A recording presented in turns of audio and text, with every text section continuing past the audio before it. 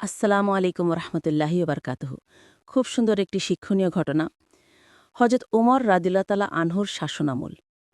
আবুজর গিফারি ও এক যুবকের আশ্চর্য ঘটনা এক।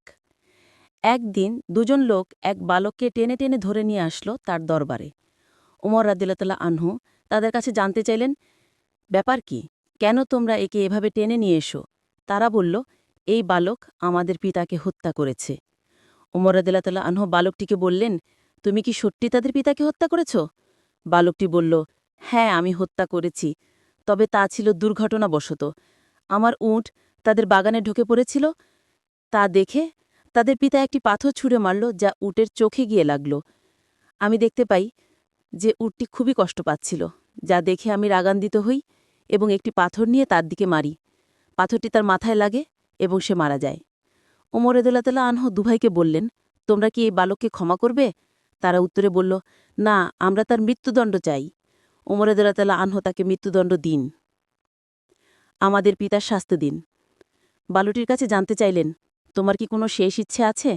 বালকটি বলল, আমার আব্বা মারা যাওয়ার সময় আমার ছোট ভাইয়ের জন্য কিছু সম্পদ রেখে যান, যা আমি এক জায়গায় লুকিয়ে রেখেছি।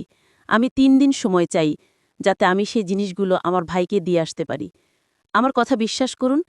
ওমর রাদিয়াল্লাহু তাআলা আনহু বললেন, আমি তোমাকে বিশ্বাস করতে পারি যদি তুমি একজন জামিন জোগাড় করতে পারো, যে নিশ্চয়তা দিবে যে তুমি ফিরে আসবে। বালুটি দরবারের চারদিকে তাকালো। এত মানুষের মধ্যে কেউই তার জামিন হল না। সবাই নিজের দিকে তাকিয়ে রইল। হঠাৎ দরবারের পেছন থেকে একটি হাত উঠল। কার হাত ছিল এটি? প্রখ্যাত সাহাবী আবুজর গিফারি রাদিয়াল্লাহু তাআলা আনহু। তিনি বললেন, আমি তার জামিন হব।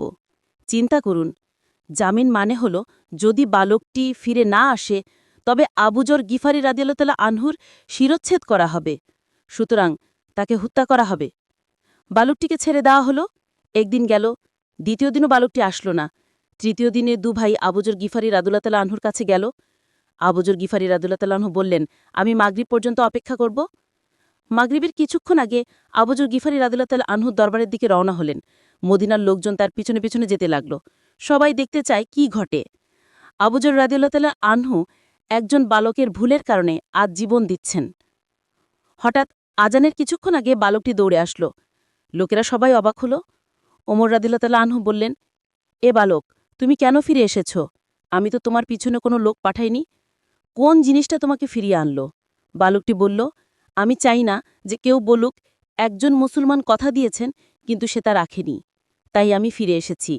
ওমর রাদিয়াল্লাহু তাআলা আনহু আবার আবুজর রাদিয়াল্লাহু তাআলা আনহুকে বললেন, হে আবুজর, তুমি কেন এই লোকের জামিন হলে?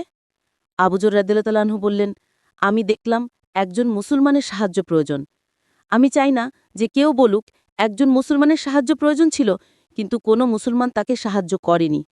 এ কথা শুনে দুভাইও বলল, আমরাও চাই না যে কেউ বলুক একজন মুসলমান ক্ষমা চেয়েছিল কিন্তু অন্য মুসলমান তাকে ক্ষমা করেননি।